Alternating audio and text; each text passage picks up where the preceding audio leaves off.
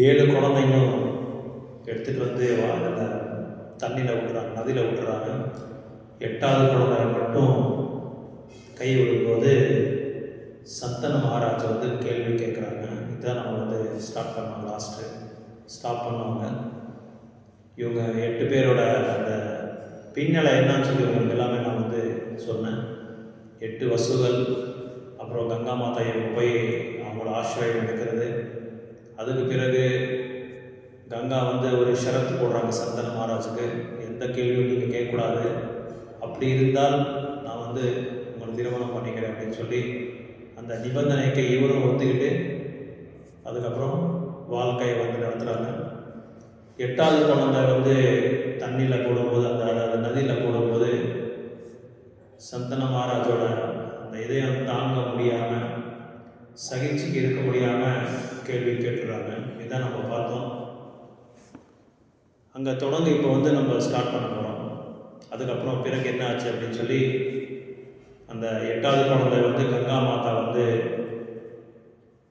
சந்தன மகாராஜ் சொல்லி கூட்டிகிட்டு போகிறாங்க. இந்த மாதிரி இவங்களுக்கு எல்லா கல்வியும் நான் கற்றுக் கொடுத்துட்டு அதுக்கப்புறம் உங்கள்கிட்ட நான் வந்து ஒப்படைக்கிறேன்னு சொல்லி சொன்ன மாதிரியே வந்து அவங்களுக்கு பீஷ்மருக்கு வந்து அவர் பேர் தான் தேவவிரதா அப்படின்னு சொல்லி சொல்கிறாங்க.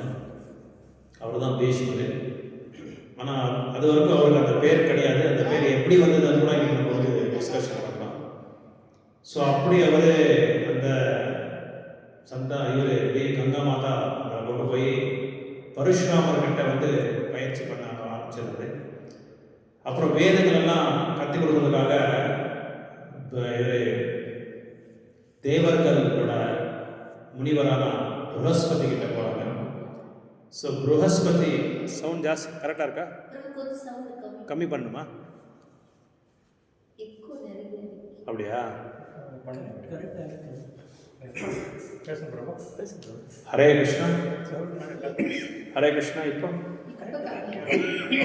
அப்போ கொஞ்சம் டிஸ்டன்ஸ் மெயின்டைன் பண்ணலாம். ஹரே கிருஷ்ணா இப்போ கரெக்டாக இருக்குங்களா? ஓகே, ஹரே கிருஷ்ணா. கொஞ்சம் மைக் கிட்ட வந்துட்டேன், ரொம்ப கிட்ட வந்துட்டேன், அதனால தான் உங்களுக்கு இக்க தெரியுது. அதுதான். ஹரே கிருஷ்ணா இப்போ கரெக்டாக இருக்குங்களா? ஸோ அப்படி கங்கை மாதா வந்து இவரை வந்து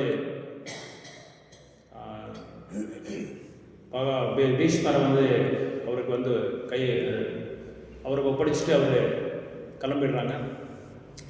அப்படி கிளம்பின பிறகு பீஷ்மர் வந்து அரண்மனைக்குள்ள நுழையிறாங்க. சந்தன மகாராஜ் கங்கை மாதையை திருமணம் பண்ணிக்கிட்டு 8 குழந்தைங்களை பெற்றுக்கிட்டு மறுபடியும் என்ன பண்ணுறாரு, இந்த சஞ்சாரத்துக்காக ஒரு இரவும் வந்து அரசர்கள் எல்லாமே போகிற பழக்கம் உண்டு எல்லாருக்குமே. சாயங்காலமானா இப்போ நம்ம மாதிரி அரசியல்வாதிகள்லாம் கிடையாது, நம்ம நாட்டில் இருக்கிற அரசியல்வாதிகள்லாம் கிடையாது. இப்போல்லாம் ஒரு அரசரும் வந்து சாயங்காலமானா குதிரையில் உட்காந்து அந்த ரதசாரத்தை கொண்டு போய் பின்னாடி உட்காந்து மக்களோட நள்ளிரவெல்லாம் பார்ப்பாங்க. நல்லது கேட்டதெல்லாம் கேட்டுட்டு அதெல்லாம் அப்படியே ஒரு ரவுண்ட் அடிப்பாங்க. ஆமாம், மார்வேஷத்தை கூட போடுவாங்க. சில டைம் அரசராகவும் போகிறாங்க. இது குறைகள் கேட்குறதுக்கு மக்கள்கிட்ட. இப்போ என்ன பண்ணால் 5 வருஷத்துக்கு ஒரு தடவை தான் வருவாங்க. 5 வருஷத்துக்கு ஒரு தடவை வந்து அதுக்கப்புறம் ஐயா அம்மா ஐயா தாயான்னு சொல்லி கையை பிடிக்கிறாங்க, காலை பிடிப்பாங்க.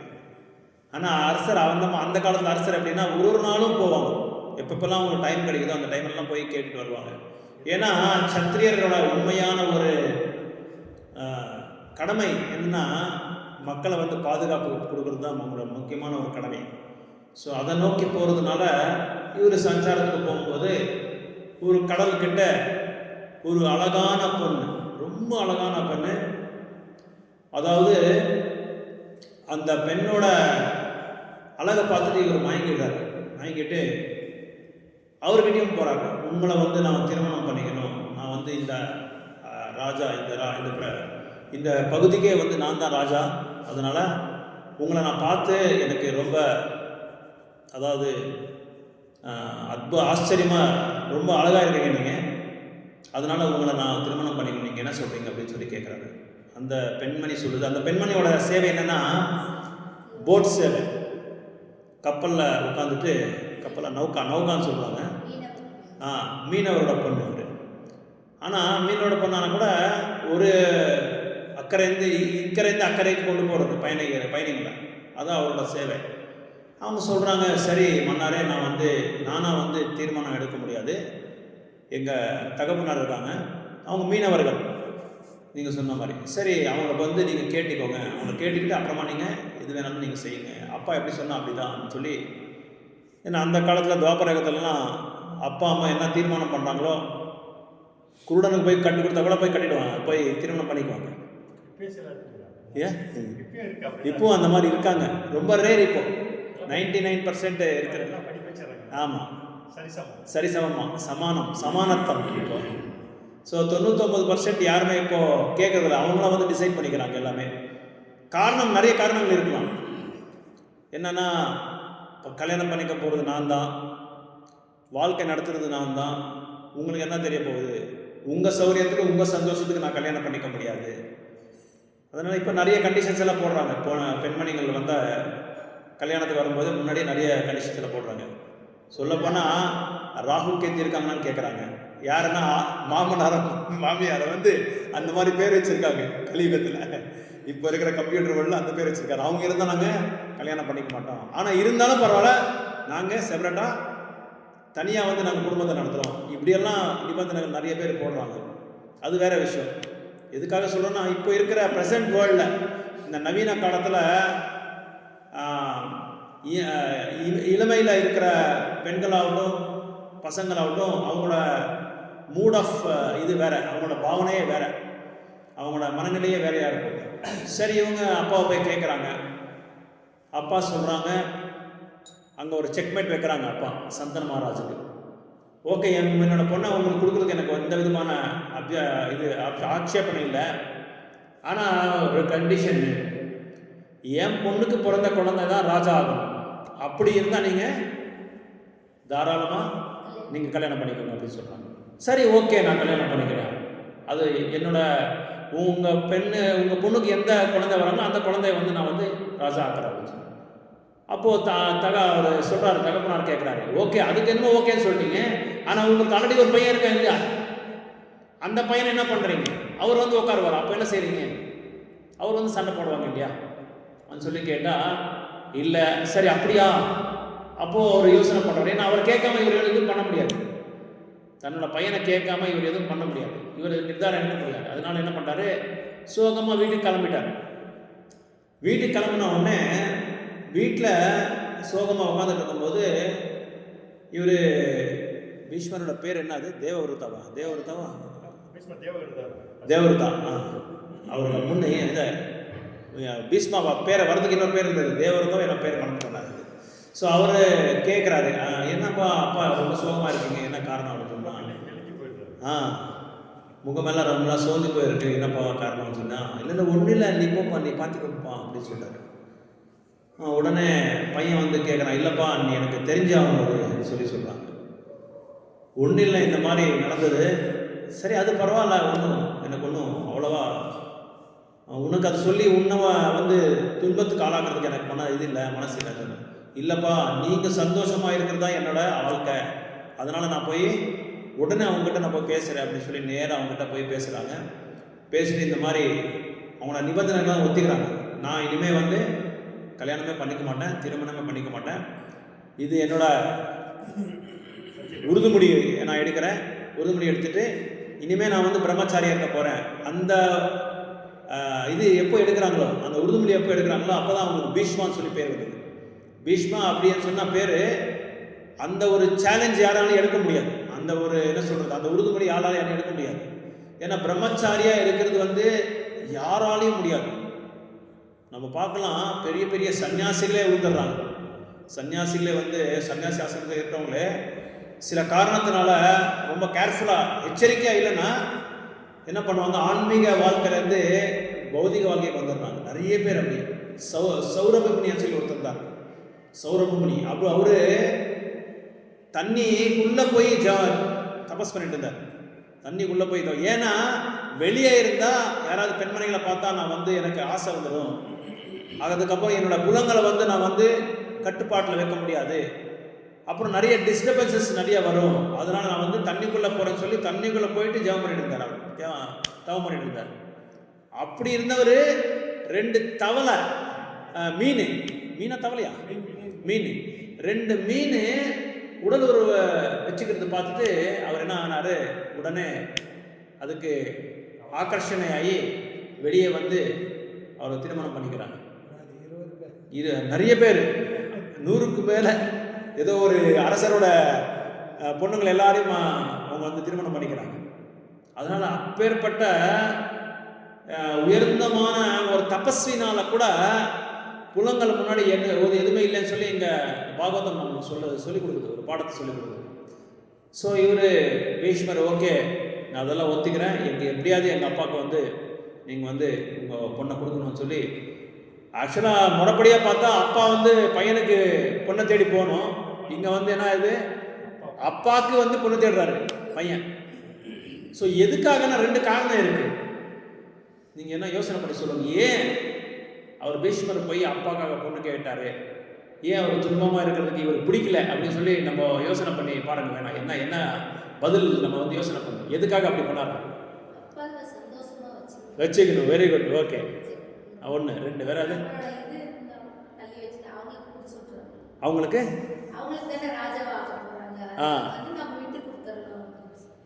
Correct, okay, very good, nice. முக்கியமான காரணம் தான். ஏன்னா அவர் இன்னொன்று ஒரு அரசராக இருக்கிறவங்க, ஒரு மன்னராக இருக்கிறவங்க வந்து என்றைக்குமே வந்து துன்பத்தில் ஆளாக்குனா மக்களுக்கு வந்து ஒரு நல்ல சேவை செய்ய முடியாது, கடமையை செய்ய முடியாது. இதான் முக்கியமான காரணம். 1 2வது நீங்கள் சொன்ன மாதிரி அப்பா சந்தோஷமாக இருந்தால் தான், அவரோட மனநிலை நல்லா இருந்தால் தான் மக்களோட மனநிலை நல்லா இருக்கும். ஏன்னா யார் ஒருத்தர் வந்து பெரிய பதவியில் உட்காந்து மக்களை ஆள்றாங்களோ அவங்க சந்தோஷமாக இல்லைன்னா மக்களும் சந்தோஷமாக இருக்க முடியாது. சார் கரெக்டாக இருக்க முடியும். அதனால தான் எல்லாருக்குமே ஒரு மாதிரி ஆகிடுது இல்லையா. யாராலையும் வந்து என்னடா இப்படி ஆயிடுச்சு, அப்பாவுக்கு இப்படி ஆயிடுச்சு, கணவருக்கு இப்படி ஆயிடுச்சு, எப்படி இதெல்லாம் நம்ம வந்து தாங்கிறது அப்படின்னு சொல்லி ஒரு இது துன்பத்தில் நம்ம ஆளாயிடும்.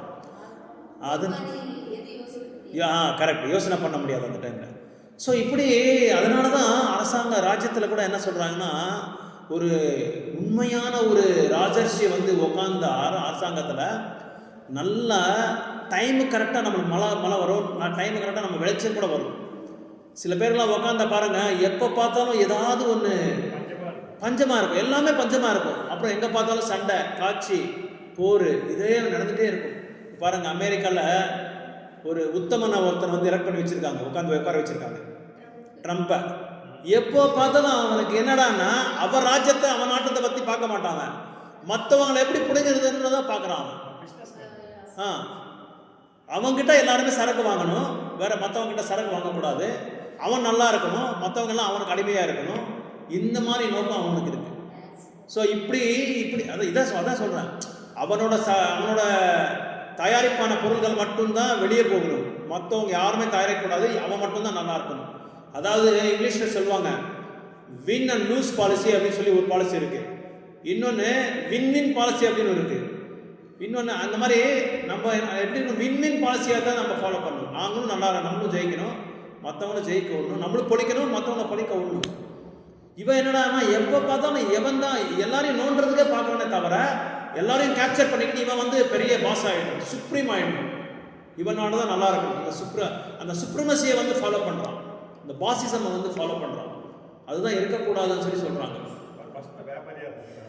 அவன் வியாபாரி தான், அவன் பக்கா வியாபாரி. அவங்க ட்ரம்ப் ஃபவுண்டேஷன் சொல்லி பெரிய இது இருக்கு, அவருக்கு ஆர்கனைசேஷன் இருக்கு அவருக்கு.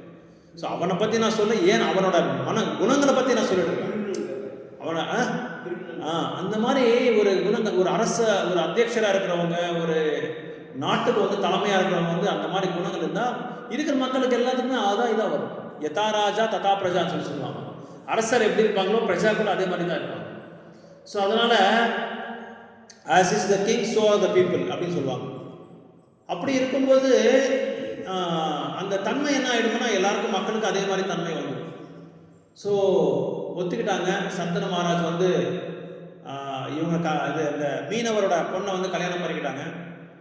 அது பண்ணிக்கிட்ட மாதிரி என்ன வந்து ஒரு செக் பாயிண்ட் வச்சுருக்காங்க. இங்கே பீஷ்மருக்கு என்ன செக் பாயிண்ட் வச்சுருக்காங்க, நீங்கள் கல்யாணம் பண்ணிக்க கூடாது ஒன்று, ரெண்டாவது நீங்கள் அரசு பதவி வந்து உங்களுக்கு என்றைக்குமே வந்து உங்களுக்கு கிடையாது, ஓகேன்னு சொல்லி ஒத்துக்கிட்டாங்க. அன்னைக்கு எடுத்த சபதத்தை லாஸ்ட் பிரெத் வரைக்கும் அவங்க வந்து அப்படியே கடைப்பிடிச்சாங்க.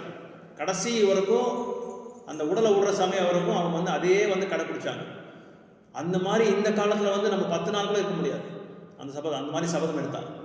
பேருக்கு தான் சபதம், நம்ம வேலை நம்ம பார்க்கலாம் அப்படின்னு சொல்லி நம்மளோட சுயநலத்தை நம்ம காமிச்சிடுவோம். ஆனால் இந்த பீஷ்மர் மாதிரி அந்த மாதிரி யாராலையும் இருக்க முடியல. உயர்ந்தமான ஒரு பிரம்மச்சாரி, அவர் நைஷ்டிக பிரம்மச்சாரி, மகாஜன். 12 மகாத்மாவில் அவர் ஒருத்தர் மகாத்மா அவர். ஸோ இப்படி எல்லாமே நல்லா நடந்துட்டு இருக்கு. இவர் யார், அவர் சத்யவதி ஒரு நல்ல பிளானோட வராரு, நல்ல திட்டமோட வராரு. அவங்க அப்பா சொன்ன மாதிரி திட்டத்தை வந்து அப்படியே கடைப்பிடிக்கிறதுக்காக வராரு. அதாவது இங்கே ஏன் இந்த மகாபாரதம் இந்த ஸ்டோரி வருதுன்னா, நம்மளோட பிளானிங் வந்து எந்த அளவுக்கு வந்து சக்ஸஸ் ஆகும் நம்ம லைஃப்லன்றது வந்து காட்சி கொடுக்கறதுக்காக தான் மகாபாரதத்தை வியாசதேவர் இதை எடுத்திருக்காரு. நம்ம என்னென்னமோ பிளான் பண்ணுறோம் நம்ம வாழ்க்கையில், எல்லா பிளானும் சக்ஸஸ் ஆகுமா? எல்லா பிளானும் சக்ஸஸ் ஆகாது. நம்ம என்னமோ திட்டம் போடுறோம், அது நடக்கிறதே வேற, என்னென்னமோ நடக்குது, எல்லாமே ஆப்போசிட்டாக நடக்குது. ஸோ அதனால் இந்த பிளானிங்ன்றது வந்து எப்பவும் வந்து ஹெல்த்தியாக இருக்காது. நம்ம போடுற மாதிரி என்றைக்குமே வந்து பிளான் வந்து நடக்காது. அதை எக்ஸிக்யூட் பண்ணுறது வந்து ரொம்ப ரொம்ப கஷ்டம். அதனால் இவர் சத்யவதி வந்து ரொம்ப கிளவராக நடத்துகிறாங்க, ரொம்ப கிளவராக நடத்துகிறாங்க. அப்புறம் சத்யவதிக்கும் இவருக்கு யாருக்கு சந்தன மகாராஜுக்கு 2 குழந்தைகளை கொடுக்குறாங்க. அவங்க வந்து விசித்திர வீரியா, சித்ராங்கதா அப்படின்னு சொல்லி 2 குழந்தைகள் வராங்க. ஸோ 2 குழந்தைகளை பெற்றுக்கிட்ட பிறகு சித்ராங்கதா என்ன ஆகுதுன்னா, பாவம் அன்ஃபார்ச்சுனேட், வெரி அன்ஃபார்ச்சுனேட், துரதிருஷ்டமாக என்ன ஆகுதுன்னா, சித்ராங்கதான்ற ஒரு பேர் வந்து கந்தர்வ லோகத்தில் ஒருத்தர் இருக்கார். அந்த கந்தர்வ லோகத்தில் இருக்கிறவன் வந்து அவனும் இதே பேர் வச்சிருக்கான், சேம் பேர் வச்சிருக்கான், அதே பேர் வச்சிருக்கான். அதனால இந்த சித்ராங்கதா என்ன பண்ணா, சத்யவதியோட பையன், என் பேர் நீ வச்சுக்க கூடாது, ஏன்னா என்னோட புகழ் என்னோட கீர்த்தி வந்து எல்லா இடத்துலையும் வந்து உலகம் ஃபுல்லாக பரப்ப ஆரம்பிச்சிருது. அதனால நீ இருக்கக்கூடாதுன்னு சொல்லி அவன் கந்தர்வ லோகத்தில் இருக்கிறான்ல, அவன் என்ன பண்ணான், இவனை பண்ணுறதுக்கு வந்திருக்கான், இவன் கூட போர் பண்ணுறதுக்கு வந்திருக்கான். சத்யவதியோட பையன்களாக போர் பண்ண வந்திருக்கான். எப்படியாவது இவன் ராஜ்யத்தை பிடிங்கலாம்னு சொல்லி பார்ப்பான். ஏன்னா அந்த ராஜ்யம் வந்து சர்வசாதாரண ஒரு ராஜ்யம் கிடையாது, ஹஸ்தினாபூரோட ராஜ்யம். அதாவது இன்னைக்கு வந்து தானாமே டெல்லி, நியூ டெல்லி இருக்கு இல்லையா, அது அந்த இடம் தான் அப்போ ஹஸ்தினாபுரம் சொல்லி பேர். அதுக்கு அந்த ஹஸ்தினாபுரத்தை எப்படியாவது கைப்பற்றிடலான்னு சொல்லி இவன் ட்ரை பண்ணுறான். எங்கள் கந்தர்வ லோகத்தில் இருக்கிற சித்ராங்கதா. ஸோ அவங்ககிட்ட சித்ராங்கதா, இந்த சித்ராங்கதா என்ன பண்ணால், அவனால் போர் பண்ண முடியல, இறந்துட்டான், போரில் இறந்துட்டான். அந்த சித்ராங்கதும் போயிட்டான். அப்புறம் இப்போ இருக்கிறது வந்து விசித்திர வீர ஒருத்தன் தான் இருக்கான், 2வது பையன், சத்யவதிக்கு 2வது பையன். இதெல்லாம் எதுக்காக உங்களுக்கு சொல்கிறேன்னா, இந்த மகாபாரத்தோட பின்னலை, இந்த ஹிஸ்ட்ரியில், இந்த ஸ்டோரியில் உங்களுக்கு சொல்லனா எப்படி இவங்கெல்லாம் வந்தாங்க, இவங்களாம் எப்படி வந்தாங்க, பாண்டவர் எப்படி வந்தாங்க, கௌரவர்கள் எப்படி வந்தாங்க, அதெல்லாம் தெரியாமல் நம்ம வந்து படிச்சுட்டு இருக்கோம். அது இல்லாமல் இந்த மகாபாரதத்தில் நிறைய ஹார்ட் டச்சிங் லெசன்ஸ் எல்லாம் நிறைய இருக்குது. அதில் கற்றுக்க வேண்டியது இல்லை. Lot of lessons we have to learn from Mahabharat. வியாசதேவர் பாருங்கள் எவ்வளோ நல்ல குணங்கள்லாம் அதில் சொல்கிறாங்க பாருங்கள். அப்புறம் என்னாச்சு, விசித்திர வீரியாக்கு எப்படியாவது கல்யாணம் பண்ணணும் சத்யவதி பிளான் பண்ணுறாங்க. நெக்ஸ்ட் பிளான் இது.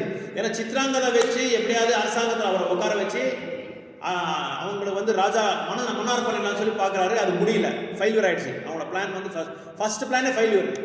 2வது பிளான் என்ன பண்ணுறாங்கன்னா, எப்படியாவது விசித்திர வீரனை உட்கார வச்சு அவனுக்கு கல்யாணம், அவன் அரசன் பண்ணுவான், அவன் கல்யாணம் பண்ணணும் இல்லையா. எப்போவும் ஒரு அரசருக்கு வந்து குழந்தைகள் இருந்தால் தான் வந்து அந்த ராஜ்யத்தை வந்து இது பண்ண முடியும், லீட் பண்ண முடியும். அதனால் இப்போ விசித்திர வீரனுக்கு வந்து திருமணம் பண்ணணும். அப்போ அதுக்கு பொண்ணை பார்க்கணும். அந்த காலத்தில் பொண்ணு பார்க்குறதுனா சும்மா காரில் போயிட்டு உட்காந்து நான் வந்து இப்படி வரேங்க அப்படின்னு சொல்லி அதெல்லாம் கிடையாது. ஸ்வயம்பரம் அப்படின்னு சொல்லி பேர் இருக்குது. அதாவது பொண்ணை அந்த ஸ்வயம்பரத்தில் யார் வந்து வெற்றி படுறாங்களோ அவங்களுக்கு மட்டும்தான் அந்த பொண்ணை வந்து அவங்க வந்து கல்யாணம் பண்ணிக்கலான்றது ஒரு பద్ధதி. அப்போ அது ஒரு சிஸ்டம். அது அந்த முறையாக தான் போயிட்டு இருந்தாங்க.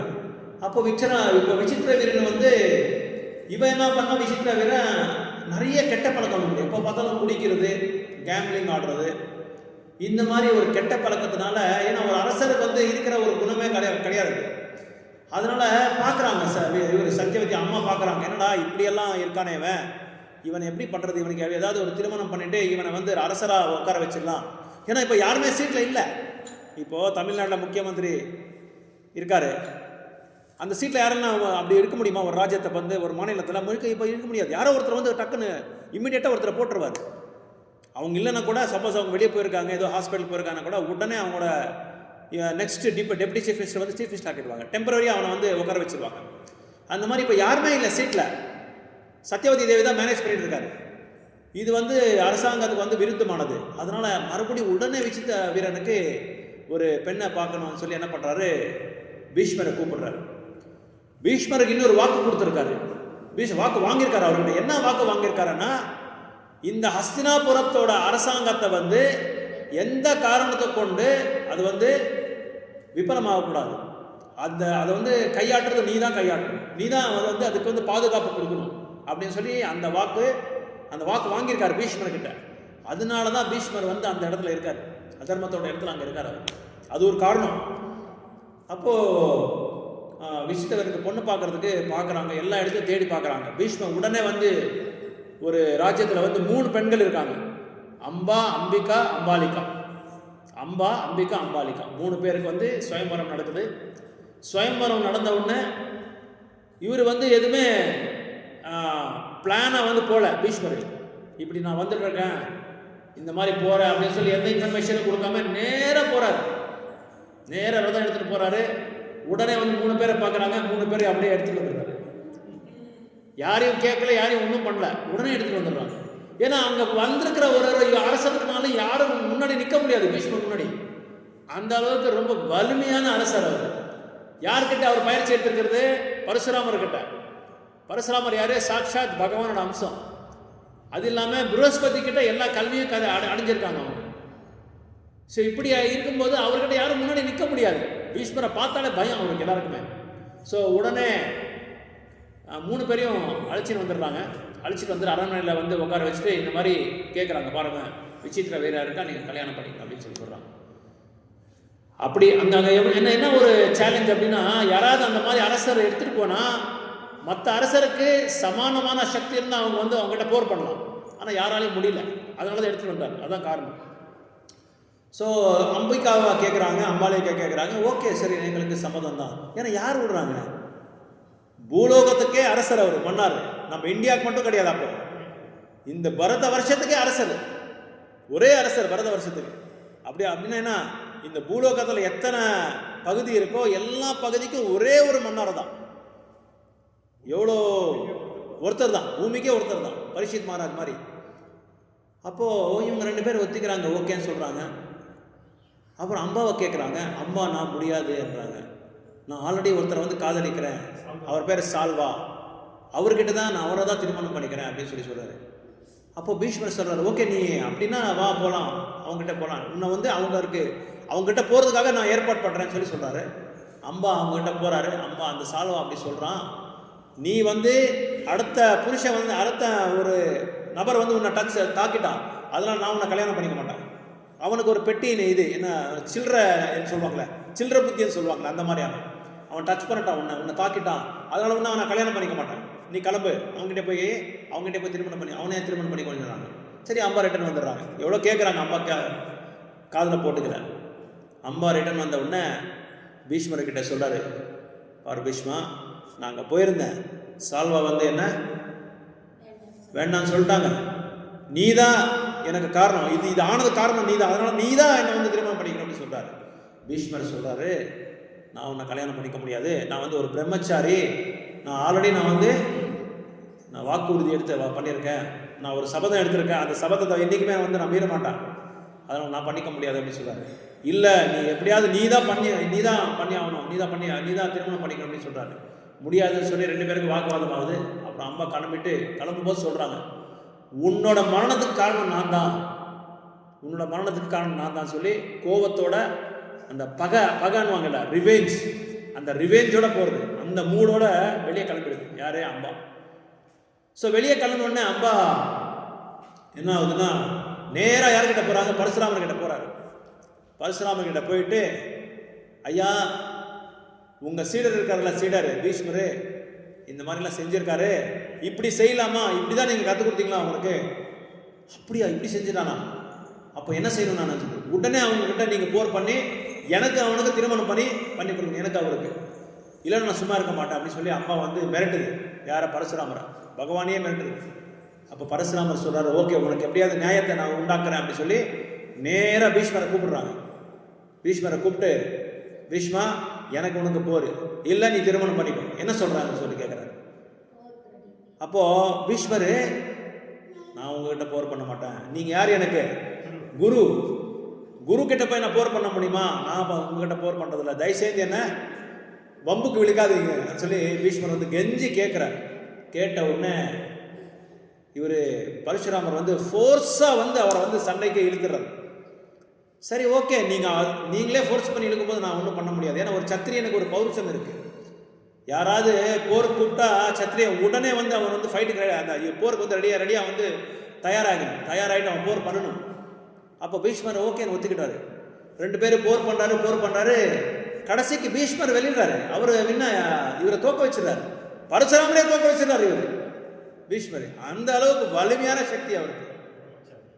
அப்போ அம்மா கிட்ட வந்து சொல்றாரு, அம்மா உன்னோட துராதுஷ்டமா என்னமோ தெரியாது எனக்கு, பீஷ்மரை வந்து வெல்ற ஒரு நபர் வந்து இன்னும் யாருமே பிறக்கல அப்படின்றாரு, இதுவரைக்கும் யாரும் பிறக்கல அப்படின்னு சொல்லிட்டாரு.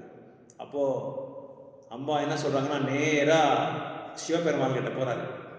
சிவபெருமாள் கிட்ட போய் அவங்ககிட்ட கெஞ்சி கேட்டு தவம் பண்றாரு. அதுக்கப்புறம் ஒரு ஸ்டோரி, அதர் ஸ்டோரி போகும், அப்படியே ஒரு கதை போகும். அதுக்கப்புறம் இவர் வந்து திரௌபதி மகாராஜுக்கு பொண்ணா பிறகுறாரு.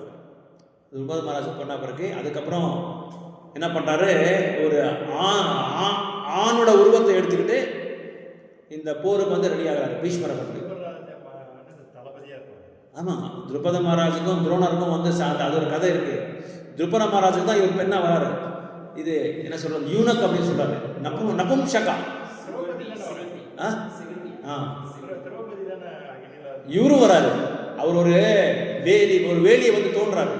அந்த வேலியை தோண்டும் போது முதல்ல இவங்க 2 பேர் தான், இவரு தான் வராங்க. ரெண்டு குழந்தைங்க வராங்க. ஒருத்தர் திரௌபதா, இன்னொருத்தர் திரௌபதி. இவங்க 2 பேர் தான் வராங்க. ஸோ இவர் என்ன பண்றாரு, வரும்போதே அவர் நபும்சகரா வந்துட்டு அதுக்கப்புறமா ஆனா வந்து மாத்திக்கிறாங்க. ஒரு யக்ஷாவோட வரத்தை அடைஞ்சிட்டு இவர் ஆனா மாத்துறாரு. இது வந்து அப்பவே இருக்கு. அதாவது என்ன சொல்றாங்கன்னா, அதுக்கு ஜெண்டர் டிரான்ஸ்ஃபர்மேஷன் அப்படின்னு சொல்றாங்க. இப்போ ப்ரெசென்ட் உலகத்தில் வந்து ஜெண்டர் டிரான்ஸ்ஃபர்மேஷன், ஆணை வந்து பெண்ணாக்குறது, பெண்ணை வந்து ஆணாக்குறது, அது ஒரு ஆப்ரேஷன் பண்ணுறாங்க, சர்ஜரி இருக்கு. உங்களுக்கு தெரியுமா தெரியாது இல்லை, அது அப்போவே நடந்திருக்கு. அது மந்திரம் மூலமாக அப்போ நடந்திருக்கு, அப்போ நடக்குது. இப்போ வந்து விஞ்ஞானமாக நடக்குது ஜெண்டர் டிரான்ஸ்ஃபர்மேஷன். எங்கள் ஸ்கூலில் நாங்கள் ஸ்கூலில் படிக்கும்போது கவர்மெண்ட் ஸ்கூலில் ஒருத்தர் அத்லெட் இருந்தார், பிடி உஷா மாதிரியே இருந்தார். அவர் போய் மாற்றிட்டு வந்தார். உங்களுக்கு தெரியும், ஒரு பெண் இது. அவர் போய் ஜெண்டரை வந்து மாற்றிக்கிட்டு வந்தார். சேம் அப்படி தான் இருப்பார், பிடி உஷா மாதிரியே இருப்பார் அவர்.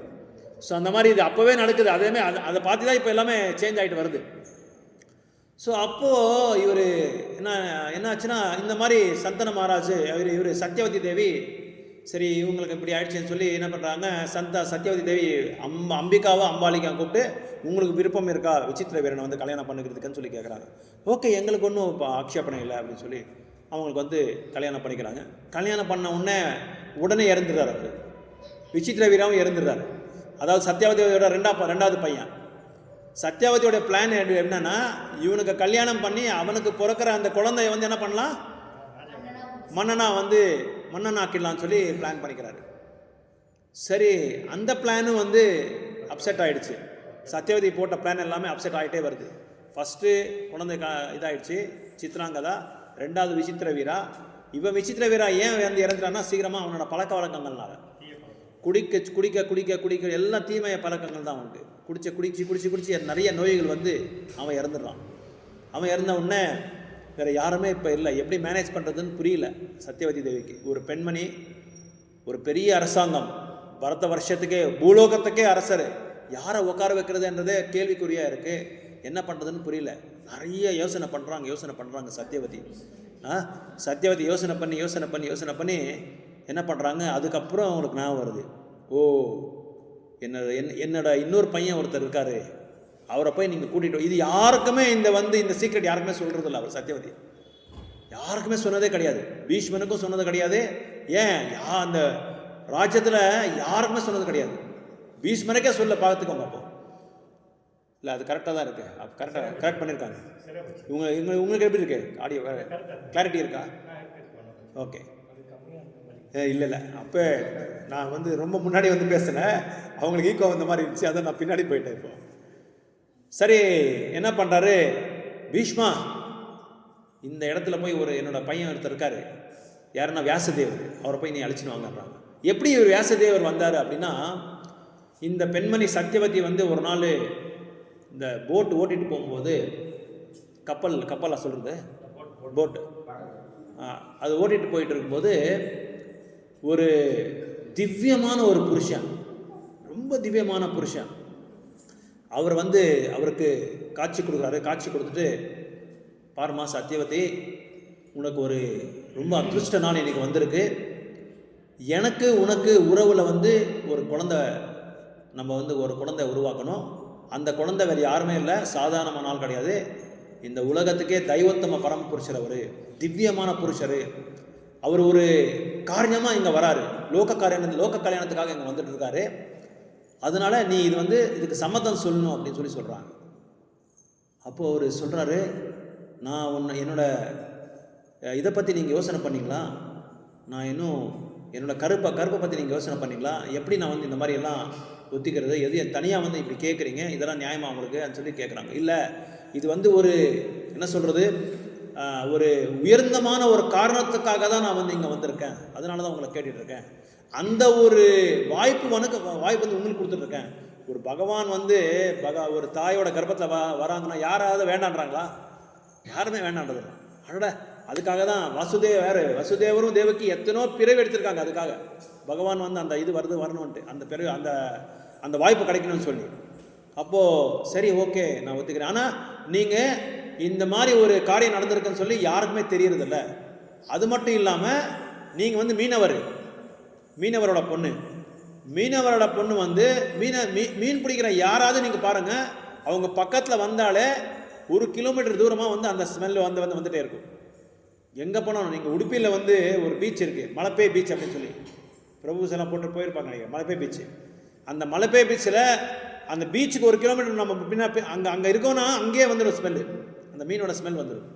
அதனால் நீங்கள் இன்னொரு உங்களுக்கு நல்ல காரியம் என்ன நடக்குதுன்னா, நீங்கள் எந்த பகுதியில் இருக்கீங்களோ அந்த பகுதியில் ரேடியஸ் ஒரு 5, 6, 10 கிலோமீட்டருக்கு நல்ல ஒரு சுவாசனை வரும், இந்த மீன் ஸ்மெல்லே உங்களுக்கு வராது அப்படின்னு சொல்லி அந்த ஒரு வரத்தையும் கொடுக்குறார். அவர் யாருன்னா பராசர முனிக்கும் சத்தியவதி தேவிக்கும் பிறக்கிற குழந்தை தான் இந்த வியாசதேவர், வேத வியாசர். எப்படின்னா இவங்க அப்படி கண்ணால் பார்த்த உடனே அந்த குழந்தை அந்த ஆத்மா வெளியே வந்துடும். நம்மளை மாதிரி உறவு வச்சுக்கணுன்றதுலாம் கிடையாது, திவ்யமான ஒரு சந்தானம் இது எல்லாமே. பிரம்மா கூட எப்படி வந்தாருன்னா, லக்ஷ்மி தேவி நாராயணர் இருக்கும்போதே பக்கத்தான் இருக்கிறாங்க. உடனே பிரம்மதேவர் கர்ப்போதாக்ஷா விஷ்ணுவோட இது என்னது தொப்புளில் நாபியில் ஒரு தாமரை பூ ஒன்று வருது, அந்த தாமரை போல் உட்காந்து பிரம்மா வராரு. ஸோ அதனால் இப்படி அவர் வந்த உடனே அது சொல்கிறாரு. அதில் என்ன சொல்கிறது, இந்த வேதவியாசர் வராரு, அவர் ஒரு பெரிய காரியம் பண்ண போகிறாரு அப்படின்னு சொல்லி பீஷ்மருக்கு சொல்கிறார். பீஷ்மருக்கு சொல்லிட்டு நீ அவங்கள போய் அழிச்சினுவான்னு சொல்லி சொல்கிறார். ஸோ பீஷ்மர் வராரு. பீஷ்மர் வந்த உடனே அவரை போய் அழிச்சின்னு வர்றாரு. வேதவியாசர் அழிச்சின்னு வர்றாரு. வேதவியாசர் என்ன பண்ணிட்டு தவம் பண்ணிட்டு இருக்காரு. அப்போ தான் நல்லா குளிச்சுட்டு கடலில் குளிச்சுட்டு வெளியே பீஷ்மர் கூப்பிட்ட உடனே வெளியே வராரு. வெளியே வந்த உடனே அவரை பார்க்கறதுக்கே ரொம்ப பயங்கரமாக இருக்குது, விகாரமாக இருக்காங்க. இங்கெல்லாம் முடியெல்லாம் ஒரு மாதிரி ஆகிட்டுருக்கு, தண்ணியெல்லாம் அப்படியே குளிச்சு நம்ம டவலை துடைக்காமல் இருந்து எப்படி இருப்போம் நம்ம, அந்த மாதிரி அப்படியே வெளியே வராரு. அம்மா கூப்பிடுறான்னு சொல்லி அப்படியே போகிறாரு. அப்படியே போய் உட்காந்து அம்மா கிட்ட போய் நிற்கிறாரு. அம்மா சொல்லுங்கம்மா என்ன பண்ணணும்னு சொல்லி கேட்குறாங்க. இந்த மாதிரி ஆயிருக்கு. அப்போது கலியுகத்தில் என்னென்னா ஒரு நிபந்தனைகள் எப்படின்னா, ஒரு தம்பி அண்ணா பொண்ணை திருமணம் பண்ணிக்கக்கூடாது, குழந்தைங்களை பெற்றுக்கூடாதுன்றது கலியுகத்தில் ஒரு நியமம் இருக்குது. அதே மாதிரி கலியுகத்தில் சன்னியாசி ஆகக்கூடாதுன்றது ஒரு நியமம் இருக்குது. 99% வந்து சன்னியாசி ஆகிறதுக்கு வந்து வாய்ப்பே கிடையாது கலியுகத்தில். ஆனால் நீங்கள் கேட்கலாம், நிறைய சன்னியாசியை நம்ம பார்க்குறோம் இல்லை, இப்போ மகாராஜெல்லாம் வராங்க போகிறாங்க, ஒரே 1% தான், 1% கூட நம்ம சொல்ல முடியாது. அந்த 1% 1% மட்டும்தான் சன்னியாசி இருக்காங்க இப்போ நம்ம உலகத்தில். 1/4% கூட 1/2% கூட சொல்ல முடியாது நம்ம, அவ்வளோதான் இருக்காங்க. 140 கோடி ஜனத்தொகையில் நம்ம இந்தியாவில் ஒரு 1/2% தான் சன்னியாசிஸ் இருக்காங்க. தேடி கண்டுபிடிச்சி நம்ம வந்து தேடிட்டே போனால் கூட நம்மளுக்கு கிடைக்க மாட்டாங்க சன்னியாசிஸ். நம்மளோட அதிருஷ்டம் என்னன்னு தெரியல, தேடிட்டு வராங்க நம்மளை வந்து. மகாராஜெல்லாம் நம்மளுக்கு வரத்தை கொடுக்குறதுக்காக, நம்மளை வந்து ஞானோதயம் பண்ணுறதுக்காக எல்லாம் வராங்க. ஸோ அது வந்து ஒரு ரூல் சன்னியாசி இதில் கலியுகத்தில். ஒரு 4-5 நியமங்கள் இருக்குது. அதாவது தம்பி வந்து அண்ணாவோட மனைவை வந்து உறவு வச்சுக்கூடாது, குழந்தைங்களை பெற்றுக்கூடாது, ஒரு ரூலு. 2வது வந்து சன்னியாசி ஆகக்கூடாதுன்றது 2வது ரூலு. 3வது வந்து கோஹத்தியை பண்ணக்கூடாது, எந்த பசுமாடையும் வந்து ஹத்தியை பண்ணக்கூடாது. இந்த மாதிரி நிறைய நிபந்தனைகள், 4-5 நிபந்தனைகள் வந்து கலியுகத்தில் இருக்குது. ஆனால் துவாபர யுகத்தில் இல்லை. நீங்கள் கேட்கலாம், அப்போ அதுக்கு அப்போது அவங்க எப்படி இப்படி பண்ணலாம், வியாசதேவர் அப்படி பண்ணலான்னு சொன்னால், அது ஒரு உண்மையான ஒரு உத்திஷ்டமான ஒரு காரணத்துக்காக தான் அப்படி பண்ணாங்க. லோக கல்யாணத்துக்காக தான் பண்ணியிருக்காங்க. அப்போது வேதவியாசர் வந்து வராரு. வேதவியாசரை அவரை காமிச்சிட்டு இவர் கேட்குறாங்க, அம்பிகாவும் அம்பாலிகாவும் கேட்குறாங்க, இந்த மாதிரி உங்கள் புருஷன் இறந்துட்டாரு, இப்போ அவங்களோட தம்பி வந்திருக்காங்க, அவங்கள வந்து நீங்கள் திருமணம் பண்ணிக்கிறீங்களான்னு சொன்னால், ஓகே ரைட்டுண்டா, சரின்னு சொல்ல. அப்போது இவங்க அம்பா மட்டும் கிளம்பிட்டாங்க. இவங்க 2 பேர் பார்த்த உடனே வேதவியாசரை பார்க்குறாரு. அந்த விகாரத்தை பார்த்துட்டு இவங்களுக்கு பயம் வந்துடுது. முதலாவது போகிற பொண்ணுக்கு வந்து அந்த பயத்திலே வந்து வெளியே வந்துடுறாங்க. ஐயோ, என்னால் பார்க்க முடியாது அப்படின்னு சொல்லி. அப்போது அவங்க உள்ளே போகும்போது கண்ணை மூடிட்டு போகிறாங்கிறத விட, கண்ணை மூடிட்டு போகும்போது என்ன ஆகுது, கண்ணை மூடிட்டு அவங்க அந்த விகாரத்தை அவங்களால பார்க்க முடியல. அதனால் அந்த ரூபத்தை பார்க்க முடியாமல் வெளியே வந்துடுறாங்க. வெளியே வந்த உடனே சரி, அவங்க வந்து அவங்களுக்கு தான் பிறக்கிற குழந்தை தான் திருத்தராஷ்டிரர். அதனால தான் அவருக்கு கண் இல்லாமல் ஆயிடுது. ஏன்னா கண்ணை இப்படி மூடிட்டு இப்படி வெளியே வந்துடுறாரு. அந்த கர்ப்ப சமயத்தில் நம்மளோட உருவம் எப்படி இருக்கோ அதுக்கு தகுந்த மாதிரி தான் நம்மளுக்கு வந்து குழந்தை பிறக்கும். அதனால தான் கர்ப்பதான சம்ஸ்காரம் வந்து ரொம்ப ரொம்ப முக்கியமானது அப்படின்னு சொல்கிறாங்க. நூல்களெல்லாம் சொல்கிறாங்க. வேத நூல்கள் என்ன சொல்கிறாங்கன்னா, ஒரு பெண்மணி வந்து ஒரு ஆத்மாவுக்கு வந்து பிறப்பு கொடுக்கணும் அப்படின்னா முன்னாடியே சம்ஸ்காரம் வந்து ஸ்டார்ட் பண்ணணும். முன்னாடியே சம்ஸ்காரம் அப்படின்னா என்ன அர்த்தம்னா, அவர் எப்போ வந்து பிரசவமாக இருக்கிறப்போ முன்னாடியே அவங்க வந்து என்ன பண்ணணும், பாகவதத்தை படிக்கிறது, பகவத்கீதாவை படிக்கிறது, பகவான நாமத்தை வந்து உச்சரிக்கிறது, பகவானோட தர்சனம் எடுக்கிறது, பக்தர்கள் கூட வந்து சாங்கித்யம் பண்ணுறது, இது எல்லாமே பண்ணாதான் அந்த குழந்தை வந்து. இப்போ கூட நம்ம நிறைய பேர் கேள்வி கேட்பாங்க, என்ன பிரபு நீங்கள் பக்தரை வந்து நிறைய பேர் பக்தர்கள் இருக்காங்க, அவங்க குழந்தைகள் யாருமே பக்தராகலை, காரணம் என்னென்னா இதே தான் காரணம். ஏன்னா அவங்க பக்தராகிறதுக்கு சில காரணம், ரொம்ப நாள் ஆன பிறகு பக்தராக இருப்பாங்க. அதுக்கு குழந்தைய வரும்போது இவங்க பக்தராக இருக்க மாட்டாங்க. அந்த டைமில் பக்தராக இல்லைன்னா அவங்களோட கான்ஷியஸ்னஸ் எப்படி இருக்குமோ, அவங்களோட உணர்வு எப்படி இருக்குமோ அதுக்கு தகுந்த மாதிரி தான் குழந்தைங்களே வருவாங்க.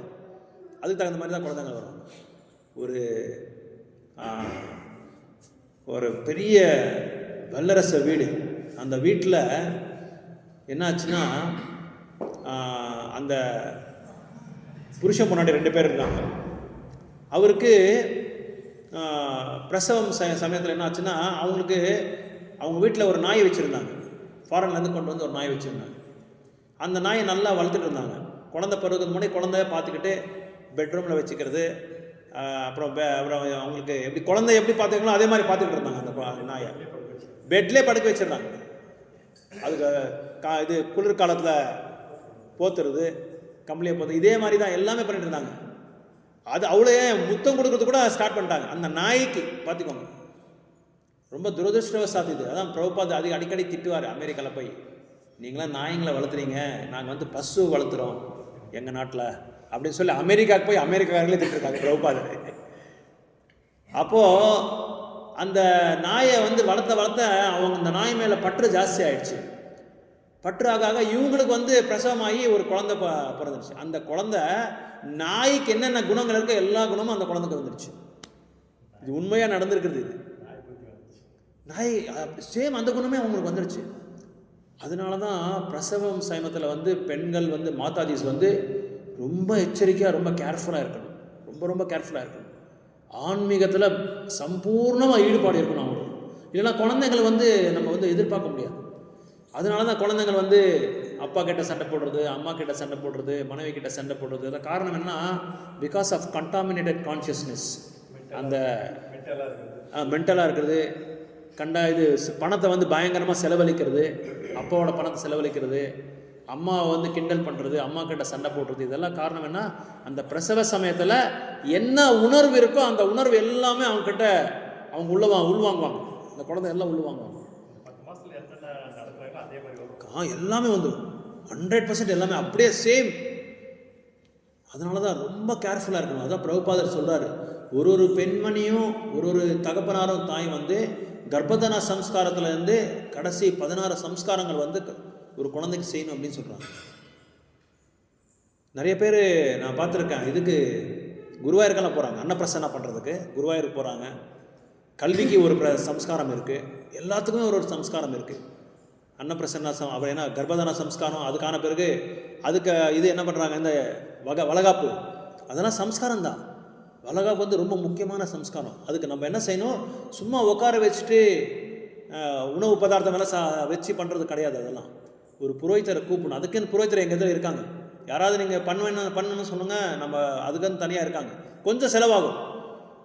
ஏன்னா அந்த பிராமணருக்கு வைஷ்ணவருக்கு சேவை செய்யணும். அந்த டைமில் அந்த குழந்தை சார்பாக நம்ம சேவை செஞ்சால் அப்போவே அவன் ஸ்டார்ட் பண்ணிவிடுவான். அந்த குழந்தைக்கு அந்த ஆத்மாவுக்கு வைஷ்ணவ சேவை அப்படியே கிடச்சிடுது. 6 மாதம் 9 மாதத்துக்கு பண்ணுறீங்களா, 9 மாதத்துல ஏதோ பண்ணுவாங்கன்னு நினைக்கிறேன். அந்த 9 மாதத்துலேயே அவனுக்கு சேவை ஸ்டார்ட் ஆகிடும்.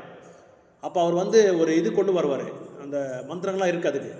அந்த வளகாப்புக்கு இருக்கிற மந்திரம்லாம் உச்சரணை பண்ணி, ஏன் அப்படி பண்ணுறாங்கன்னா, அந்த வளகாப்பில் அந்த குழந்தையோட கான்ஷியஸ்னஸ்ஸு, அவரோட உணர்வு நல்லா இருக்கணும். அதுக்கப்புறம் அவங்க ஆரோக்கியமாக சந்தோஷமாக இருக்கணும்.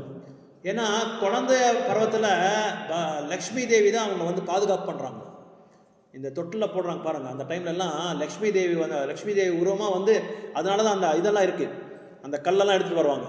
உங்கள் இதில் இருக்கெல்லாம் தெரியாது, இந்த மாவாட்டுற கல் அதெல்லாம் எடுத்து சில சாங்கமெல்லாம் பண்ணுவாங்க இல்லைங்களா. அதனால் ஒரு சம்ஸ்காரமும் பண்ண சொல்கிறாங்க. ஏன்னா கலி சூத்திர சம்பவம் அப்படின்னு சொல்கிறாங்க. சாஸ்திரங்கள் என்ன சொல்கிறாங்களா, கலியுகத்தில் எல்லாருக்குமே சூத்திர குணம் உண்டு. அதனால் அந்த சூத்திர குணம் போகணும் அப்படின்னா நம்ம சம்ஸ்காரம் பண்ணாதான் அந்த குழந்தைக்கு ஒரு நல்ல அந்த கல்மஷமாக இருக்கிற உணர்வெல்லாம் போய் ஒரு தூய்மையான உணர்வு வருது, ஒரு ஆன்மீகமான உணர்வு நம்மளுக்கு வருது. ஸோ இப்படி இந்த சம்ஸ்காரம் செய்ய சொல்கிறாங்க பிரபுபாதர். எல்லா வேதங்களையும் சொல்லப்பட்டிருக்கு. 16 சம்ஸ்காரம், அட்லீஸ்ட் மினிமம் ஒரு 10 சம்ஸ்காரமாவது நம்ம செய்யணும். கல்விக்கு கூட சம்ஸ்காரம் இருக்குது. சைத்தன்ய மகாபிரபு பிறக்கும்போது ஒரு சம்ஸ்காரம் என்ன பண்ணுறாங்கன்னா, இது பாகவதம் செட்டு ஒரு இடத்துல வைக்கிறாங்க, தங்க காயின்ஸ் ஒரு இடத்த வைக்கிறாங்க. அப்புறம் குழந்தை தேக்கே கேம் చెప్పేది பிரபு, தேக்கே தவந்துட்டு போக சொல்கிறாங்க குழந்தைய. இப்போ சைத்தன்ய மகாபிரபு நேராக போய் பாகவத புக் எடுத்துடுறாங்க. இது கூட ஒரு சம்ஸ்காரம், இது கூட நம்ம பண்ணணும். இதெல்லாமே இருக்குது. அப்புறம் ஜாத்த கர்ம சம்ஸ்காரம் இருக்குது.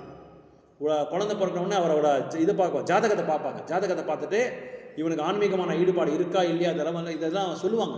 அஸ்ட்ராலஜர் சொல்லுவாங்க, ஜோதிஷ்காரன் சொல்லுவாங்க. இந்த மாதிரி அப்புறம் வித்யாதான சம்ஸ்கார் அது இருக்குது. குழந்தைங்களுக்கு அக்ஷராபியாசம் பண்ணுறது அது ஒரு கோயிலை கொண்டு போய் பண்ணுவாங்க.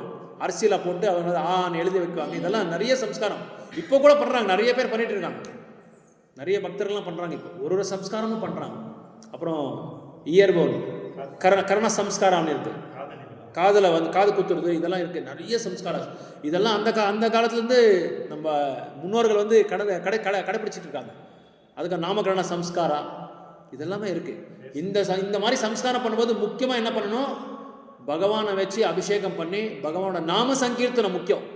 நாம சங்கீர்த்தனம், பிரசாத விநியோகம் இது முக்கியமாக இருக்கணும். கிருஷ்ண கதா இது முக்கியமானது. இந்த 3 செயல்கள் அங்கே நடக்கணும். ஸோ இப்படி இந்த மாதிரி வேதவியாசர் அவர் அந்த அம்மாவுக்கு ருத்ராஷ்டர் பிறக்கிறாரு. இன்னொருத்தருக்கு யாராவது பாண்டராஜ், அவர் பயமயமாக பாடுறாரு. அதனால் பாண்டராஜ் பிறக்கும்போதே அவருக்கு ரொம்ப பயம்தான். அந்த மாதிரி குணம் அவங்களுக்கு வந்துடுது. அதுக்கப்புறம் இவங்க 2 பேரும் இதில் சொல்லி என்ன பண்ணுறாங்க, வேறு யார் அனுப்புறதுன்னு சொல்லி ஒரு சூத்திர ராணி அனுப்புகிறாங்க. சூத்திரராணி போனவொடனே நான் போகிறேன், நான் எனக்கு ஒன்றும் பயம் இல்லை அப்படின்னு சொல்லி போகிறாரு. அவர் நல்ல மனமோட, ஒரு நல்ல பக்தியோட, ரெவரன்ஸ் அப்படின்னு சொல்கிறாங்க, பயபக்தியோட, வேலைக்காரி பயபக்தியோட போகிறாங்க. இந்த மாதிரி ஒரு புருஷனை வந்து தர்மபத்தியை வந்து நான் வந்து நல்லா வணங்கணும், ஒரு பயபக்தியோட நல்ல ஆன்மீகமான ஈடுபாடோட போனவுடனே அவருக்கு தான் பிறக்கிற பிள்ளை தான் விதுரர் பிறக்கிறாரு. அதனால தான் விதுரர் தூய்மையான பக்தர் ஆகிடுறாரு. அந்த கான்ஷியஸ்னால, அந்த அந்த உறவு சமயத்தில் எந்த ஒரு கான்ஷியஸ்னஸ் இருக்கோ, எந்த ஒரு என்ன சொல்கிறது, பகவத்கீதை தன் இது அந்த கான்ஷியஸ்னஸ் உணர்வு, அந்த உணர்வுல தான் குழந்தை பிறப்பாங்க. ஸோ அதனால் இந்த மாதிரி 3 குழந்தை அப்படி அப்போ தான் ஸ்டார்ட் ஆகும் நம்மளுக்கு மகாபாரத். உண்மையான ஹீரோஸ் அப்போ தான் வராங்க. திருதராஷ்டிரா, பாண்டராஜ், அப்புறம் விதுரர். இவங்க 3 பேர் இந்த மாதிரி வியாசதேவருக்கும் இந்த அம்பிகா, அம்பாலிகா, அதுக்கப்புறம் அந்த சூத்திரராணி, அந்த வேலைக்காரி, இவங்க 3 பேருக்கு பிறக்கிறவங்க தான் இந்த 3 பேர். அப்போ தான் ஸ்டார்ட் ஆகும். அப்புறம் சத்யவதி இன்னொன்று யோசனை பண்ணுறாரு, பீஷ்மரை உட்காந்துட்டா நல்லா இருக்கணும், பீஷ்மர் இருக்காரு இல்லையா, அவரை உட்கார வச்சிடலாமே அப்படின்னு சொல்லி பார்க்குறாங்க. அப்போ தான் அவங்களுக்கு தெரியுது அவங்க பண்ண பிளான் வந்து சரியான பிளான் கிடையாது. அப்போ அவசரத்தில் என்ன பண்ணாங்க, செக் பாயிண்ட் வச்சுட்டாங்க அவங்களுக்கு. அப்பாவும் அவங்க 2 பேர் சேர்த்து செக் பாயிண்ட் வச்சுட்டாங்க. நீங்கள் வந்து உட்காரக்கூடாதுன்னு சொல்லி வச்சுட்டாங்க. அதை வந்து கம்பேர் பண்ணுறாங்க. ஆச்சாரியஸ் என்ன கம்பேர் பண்ணுறாங்கன்னா, நம்ம பிளான் பண்ணும்போது அந்த அவசரத்துக்கு நம்ம சுயநலத்துக்காக நம்ம பயன்படுத்துகிறோம். ஆனால் அந்த பவிஷ்யத்தில் என்ன ஆகுது, இந்த மாதிரி ஆகிடுது. சத்யவதிக்கு எந்த மாதிரி ஆகுதோ அதே கதி தான் நம்மளுக்கும் ஆகிடுதுன்னு சொல்கிறாங்க ஆச்சாரியாஸ். அதனால் நம்ம போடுற பிளானிங் எல்லாமே ரொம்ப வந்து கேர்ஃபுல்லாக, எச்சரிக்கையாக, பின் டு பிஸ்டல் நம்ம செக் பண்ணணும். எல்லா கோணத்துலேருந்து நம்ம செக் பண்ணிட்டு தான் பிளான் பண்ணணும். நம்ம வாழ்க்கையை வந்து பிளானாக தான் நம்ம பண்ணணும். பிளான்லாம் நம்ம ரொம்ப கஷ்டம். 50 வருஷத்துக்கு 52 வருஷத்துக்கெல்லாம் டோட்டல் நம்மளுக்கு எவ்வளோ வேணுமோ அவ்வளோ சம்பாரிச்சு வெளியே வந்துடணும்.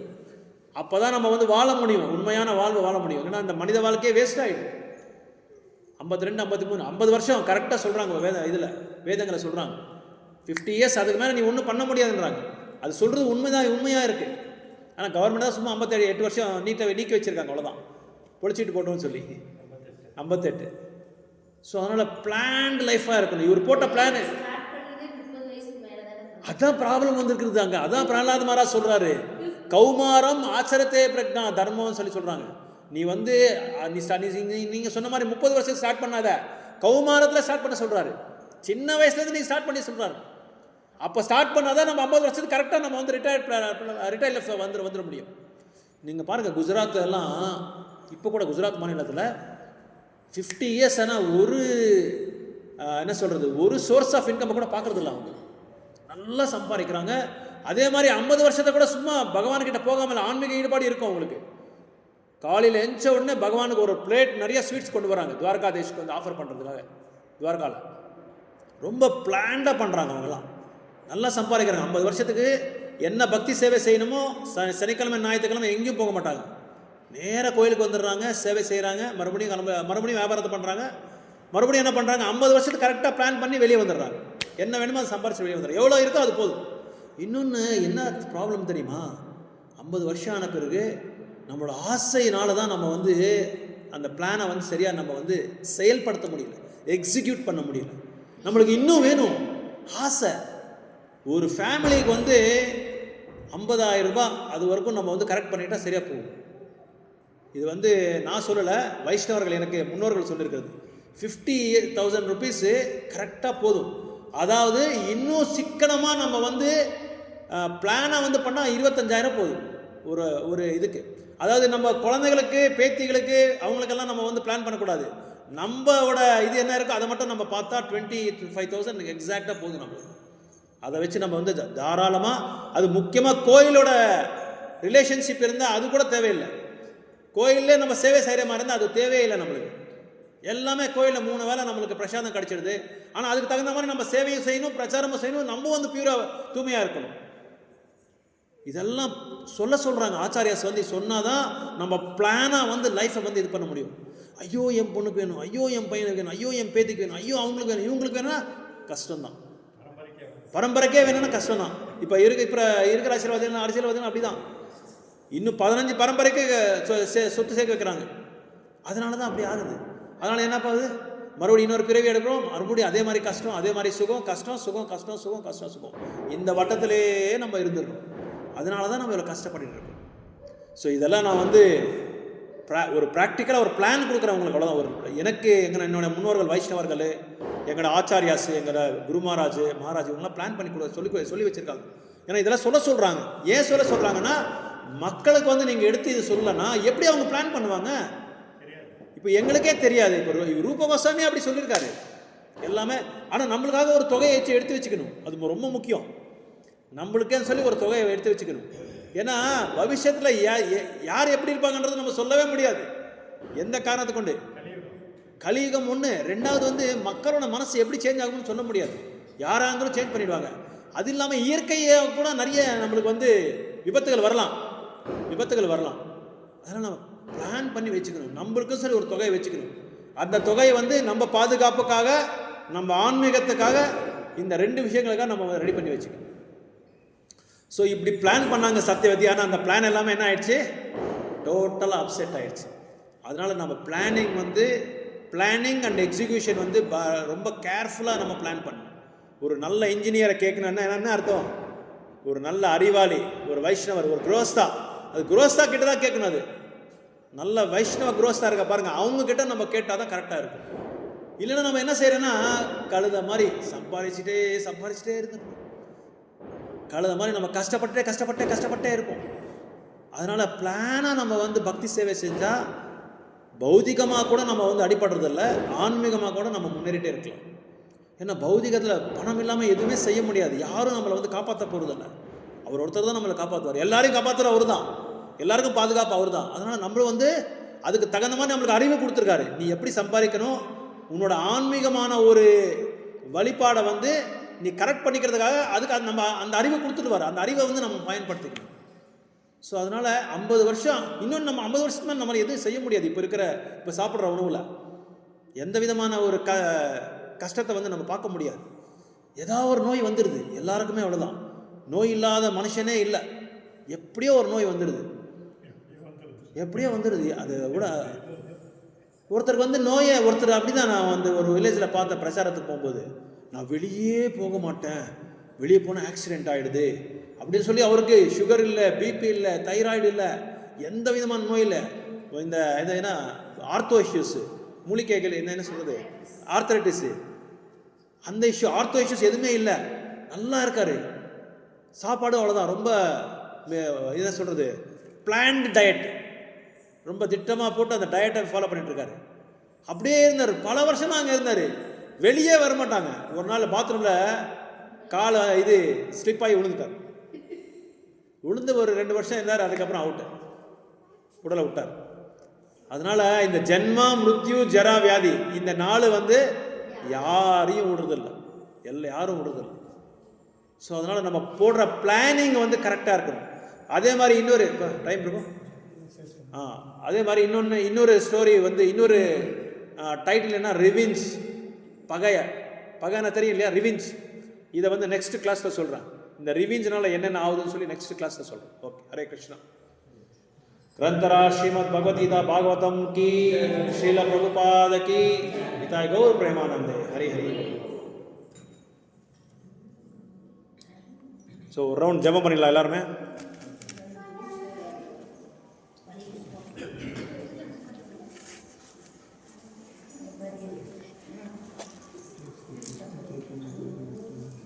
நீங்கள் 16 ரவுண்டு ஜெபம் பண்ணுறீங்களா மாதாஜி? நீங்கள் அப்போ நீங்கள் வீட்டில் ஆர்டர் வச்சு நைவேத்தியம் எல்லாம் பண்ணலாமே. என்ன ப்ராப்ளம்? ஏதாவது ப்ராப்ளம் இருக்கா வீட்டில்? பண்ணிட்டு இருக்கீங்களா? நைவேத்தியம் எல்லாம் ஆகிட்டு இருக்கா? చేస్తామంటారా? டெய்லி ஒரு தடவை கமிட் ஆகிடுங்க. டெய்லி ஒரு தடவை நான் நைவேத்தியம் பண்ணுறேன்னு சொல்லி ஏதோ ஒரு ஐட்டம் கிருஷ்ணன் 2 தடவை பண்ணுறீங்களா? Okay, right. ஆல்ட்ரு இந்த மாதிரி ஆல்ட்ரு சின்னதாக ஒரு ஃபோட்டோ ஒன்று வாங்கிட்டு, ராதாகிருஷ்ணா ஃபோட்டோ, குரு பரம்பரை அந்த மாதிரி பண்ணி வச்சு முறையாக செஞ்சால் நல்லாயிருக்கும். ஏதாவது ஒன்று முறையாக செஞ்சால் அப்போது நம்மளுக்கு பகவான் மேலே அன்பு ஜாஸ்தியாகிட்டே இருக்கும், அதிகமாகிட்டே இருக்கும். பகவானுக்காக செய்யலாம். இல்லை வீட்டில் ஒத்துழைப்பு இருந்தால் அப்போது நீங்கள் தாராளமாக செய்யலாம். ஏன்னா நீங்கள் தான் ரொம்ப சீரியஸாக இருக்கிறீங்க பக்தி தொண்டில். உங்களை பார்த்து அவங்களாம் சீரியஸ் ஆகிடுவாங்க. நீங்கள் இன்னும் அதிக படி முன்னாடி வச்சா அவங்க உங்களை பின்னாடி வந்துடுவாங்க. அதனால் நீங்கள் கொஞ்சம் இன்னும் கொஞ்சம் ஆக்ஷன் எடுக்கணும் ஆன்மீகத்தில்.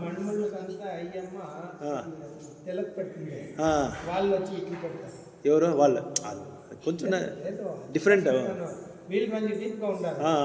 ఎలాంటి వాళ్ళని అంత మంచి దీనికి తీసుకురావాలని వీళ్ళకి ఉంది. వాళ్ళకు వాళ్ళు వీళ్ళు వస్తే వాళ్ళు వచ్చి நீங்கள் கொஞ்சம் ஏன்னா 16 ரவுண்டு சேன் பண்ணுறீங்க இல்லையா, ரொம்ப நாளாக பண்ணுறீங்க நீங்கள். நானும் ரொம்ப வருஷமாக பார்த்துட்ருக்கேன். நீங்கள் கொஞ்சம் சீரியஸ் ஆகிட்டா வீட்டில் அவங்க கொஞ்சம் கொஞ்சமாக கொஞ்சம் அவங்கள இது பண்ணுறது வேண்டாம், ஃபோர்ஸ் பண்ணுறது வேண்டாம். உங்களை பார்த்து உங்களோட வைப்ரேஷன் அவங்களுக்கு போய் தாக்கும். ஒரு வீட்டில் ஒரு பக்தர் இருக்கார் அப்படின்னா அவங்க என்னென்ன பண்ணுறாங்களோ அவங்க பண்ணாமல் இருந்தால் கூட அவங்கள வந்து வைப்ரேட் இழுக்கும் அது. ஏன்னா உங்களோட உத்தேசம் வந்து பகவான் பார்ப்பாரு.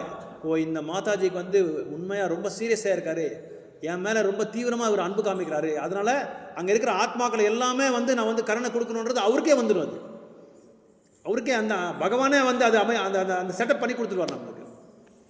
அதனால் நீங்கள் கொஞ்சம் இதில் இதாகிட்டா கூட கொஞ்சம் நீங்கள் வந்து சீரியஸாக ஸ்டெப் எடுத்த உடனே அவங்க ஆட்டோமேட்டிக்காக ஃபாஸ்ட்டாக இது வந்துடுவாங்க. ஓகே, ஜெபம் பண்ணலாம் ஒரு நிமிஷம், ஒரு ரவுண்டு. ஹரே கிருஷ்ணா. இது தப்பாக நினைக்காதீங்க, நம்ம படிப்படியாக கொஞ்சம் ஜஸ்ட்டு ஒரு இது அவ்வளோதான். ஏன்னா ஒரு இது கொடுத்தா, ஒரு இன்ஃபர்மேஷன் கொடுத்தா தான் இப்போ எல்லாருக்குமே வந்து ஒரு மாற்றம் எப்படி வருதுன்னா, இப்போ ஐஐடி இருக்குது இந்தியாவிலேயே ரொம்ப பெரிய இன்ஸ்டியூட். அது எப்படி எங்களுக்கு தெரியுது ஐஐடின்னு சொல்லி? மற்றவங்க சொல்லி தான் நம்மளுக்கு தெரியுது. அதே மாதிரி பக்தி தொண்டில் கூட அவ்வளோதான், மற்றவங்க சொல்லி தான் எனக்கும் தெரியுது. இப்போ நாங்கள் கூட அப்படி தான் அது செய்வாங்க.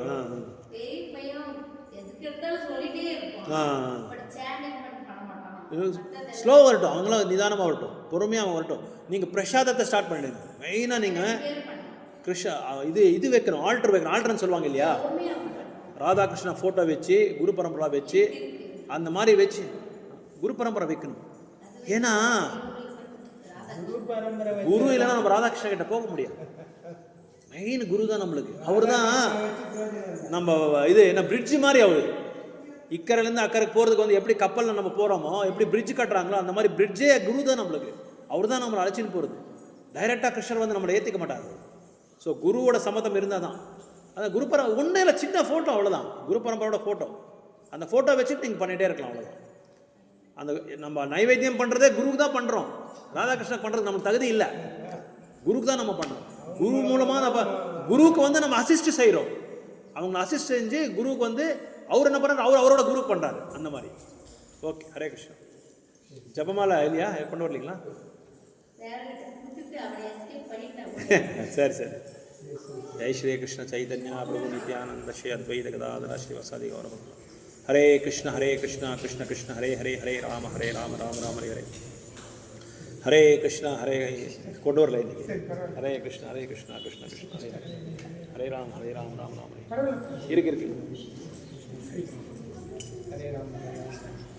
ஹரே கிருஷ்ணா கிருஷ்ண கிருஷ்ண ஹரே ஹரே, ஹரே ராம ராம ராம ஹரே ஹரே, ஹரே கிருஷ்ண கிருஷ்ண கிருஷ்ண ஹரே ஹரே.